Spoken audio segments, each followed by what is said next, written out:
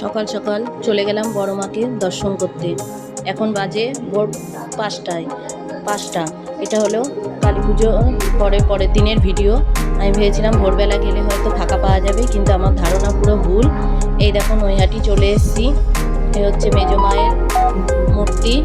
তারপর বড় মাকে দর্শন করতে যাওয়ার পথে অনেক মায়েরই পুজো হয়, সব মাকে দর্শন করে নিয়ে ফাইনালি চলে আসলাম বড় মার কাছে। কিন্তু বড় মার পুরো সামনে আমরা যেতে পারিনি, এত ভিড় ছিল। দেখো বন্ধুরা, ভোরবেলাতেও ভিড় কত। এখন বাজে 5:30 6টা হবে, ভিড় দেখো কেমন ভোরবেলাতেও। ওই জন্যে এত ভিড়ের মধ্যে লাইন দিয়ে আমরা বড় মার সামনে যেতে পারিনি, পাশ দিয়ে বড় মাকে দেখে নিলাম।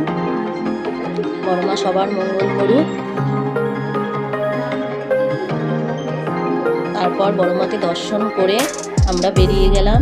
এই দেখো রাস্তাঘাটে দোকানও বসে গেছে অনেক। তারপর আমরা ওখান থেকে বেরিয়ে বাজারের উদ্দেশ্যে রওনা দিলাম। ঠিক আছে বন্ধুরা, টাটা।